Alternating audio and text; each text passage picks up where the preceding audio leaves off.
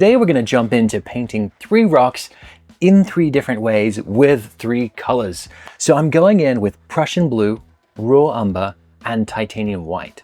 This first rock actually isn't even going to have any of the titanium white, since I'm going to be painting transparently. I'm going to let the white of the paper show through. And one of the really cool things about doing this way, just 2 colors and transparently, means that a lot of the information gets taken out. I only have to think about how light and how dark any one of these faces of the rock are, and how cool or how warm it is. For example, the light on the right-hand side of this rock is fairly light, but it's also fairly cool. So I use a mix of mostly Prussian blue and just a little bit of umber so that it doesn't feel more blue than would be natural. And I wanted to find 3 ways to paint these rocks, because when we're using something like gouache, we can paint it transparently or opaquely, or we can paint somewhere in between. And that's what we're going to be doing and seeing what are the results, what are the different feelings that we can get from the different ways that we can manipulate this paint. When we're painting with a lot of water, like in this particular one, you can see we get a lot of inherent water effects. Everything that I laid down at the beginning has this wash-like quality to it.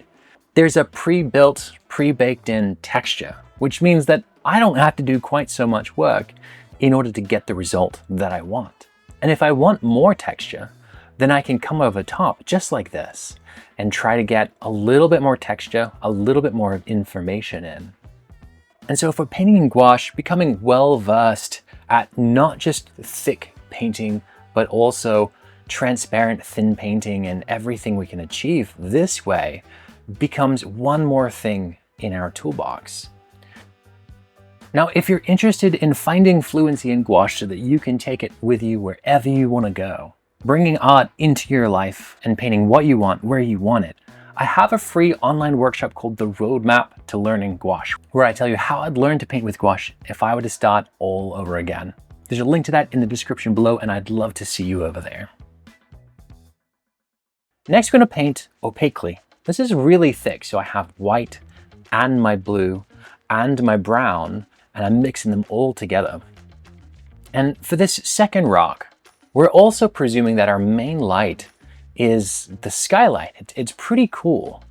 And so I'm going to come in really thickly and try to get my main ideas down without really fussing too much. I want to know what's in the light and what's in the shadow.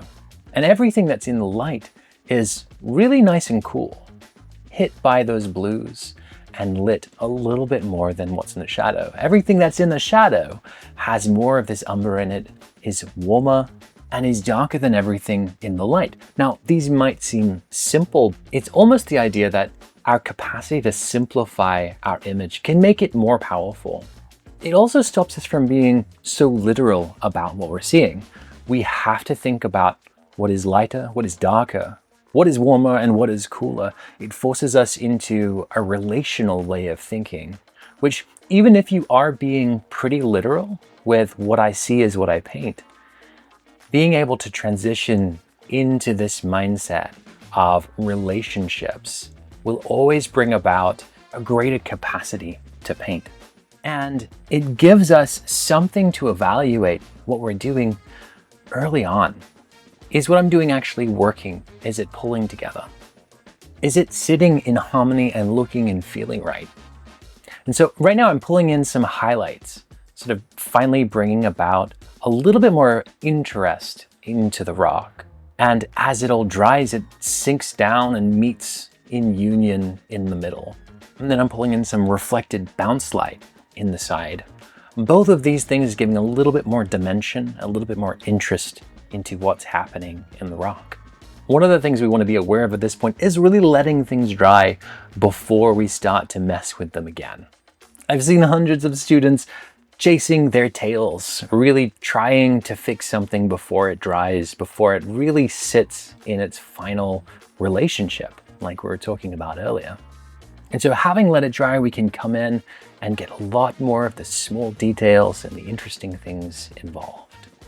Now, I think I'm gonna let this one dry for a while and see if I wanna come back to it. And we can start talking about what we're going to paint next. So we've painted one rock transparently, lots of water, almost like watercolor. We've painted one rock opaquely, really thick, relatively chunky, big, thick pieces of paint. This last one is where we mix a little bit of both. I'm gonna start in the shadows to try and get my shadow shape in well.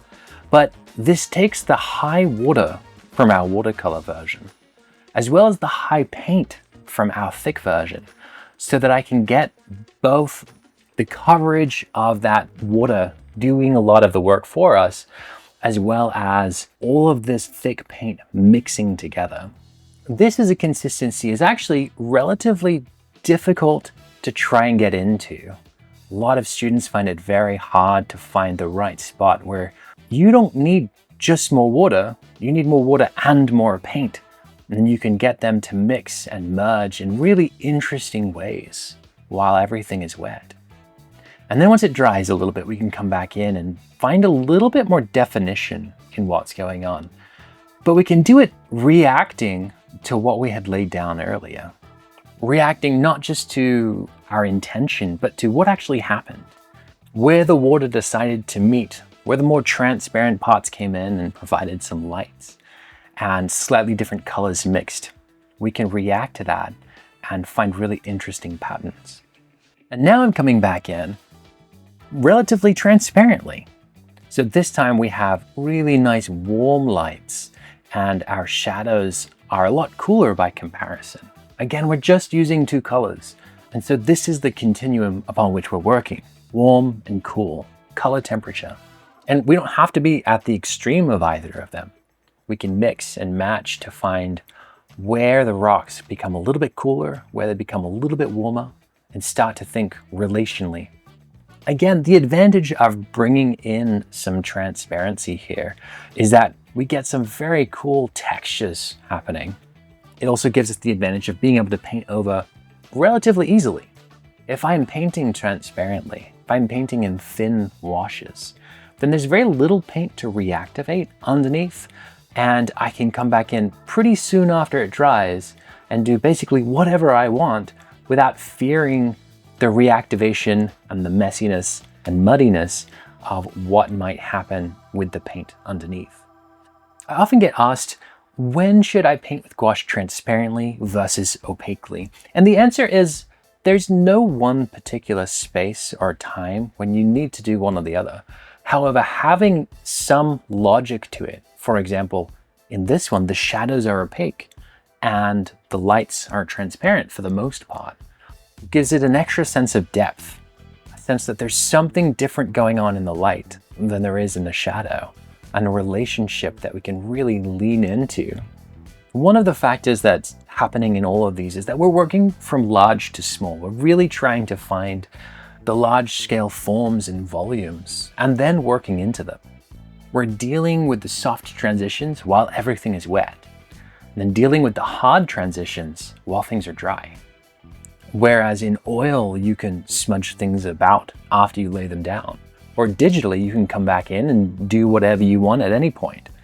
With gouache and watercolor to some degree, these are factors that you need to decide early on.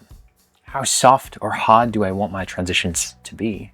And then come back in. And there are ways around this. I can place down a piece of paint and then smudge it with my finger or with a second brush. I can even come back over like this and soften up a shadow a little bit. Really anything's possible, but we have to consider the medium and try to work with it instead of against it. And that is it for the week, guys. Leave a comment and let me know what kind of things you want me to cover in the future, and I will see you then.